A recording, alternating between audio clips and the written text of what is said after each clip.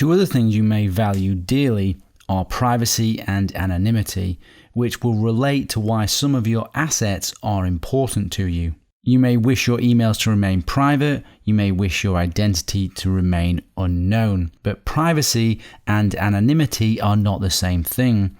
So let's explore the difference. So privacy is nobody seeing what you do, but potentially knowing who you are. Privacy is about content. Privacy is about maintaining confidentiality and keeping secrets. One example of privacy could be if you send an encrypted email to a friend. Only you and they can read it, so it's private from the world and not public. Another example, if you register with a cloud storage provider such as Dropbox, you are not anonymous, but if you encrypt the files and only you have the key, the data is private. You have privacy. You are private in your own home, as no one knows what you do in your home. You are not anonymous, as everyone knows that you live there. Anonymity is nobody knowing who you are, but potentially seeing what you do. Anonymity is keeping your actions and activities separate from your true identity. Anonymity concerns your identity. Anonymity is when, out of a set of all possible people, there is an equal chance it could be anyone. You may desire this for viewing content, but not for making it. It depends.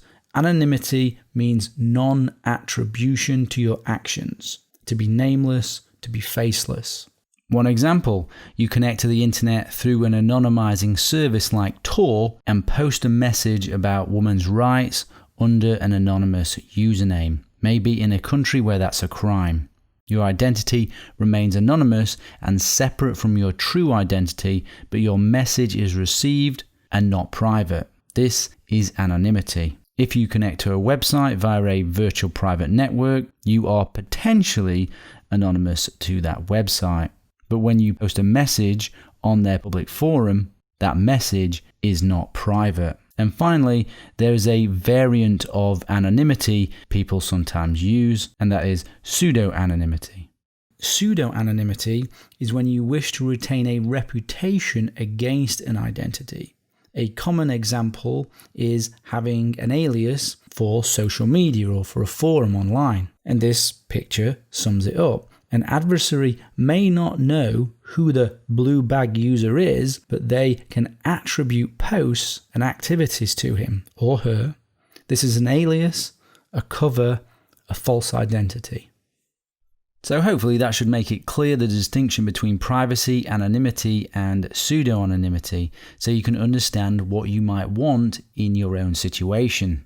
Often the three terms get used interchangeably, and even I make the mistake myself, but it's important to understand the difference because different solutions provide privacy over anonymity and pseudo-anonymity. One of the more interesting pseudonyms of modern times is Satoshi Nakamoto, the creator of Bitcoin. If you're not familiar with who he is, that's a little extra reading you can do for fun. In most countries, you have the right to privacy and anonymity if you so choose, protected under law. In most countries, stealing your personal and private information is a crime. For example, the content of an email is personal information. Saying that though, many governments seem to be free to steal personal information with impunity, unfortunately, as we all are aware. Which is why people feel that our privacy is eroding, making us seek security to enable privacy and anonymity, and probably a reason many of you are doing this course. So, adding to your list of assets or what is important to you might also be your privacy and anonymity. And your need may be greater or less than others that are on the course. As we go through the course, consider your needs for protecting your assets. That includes privacy and anonymity, as these will determine the security that you require.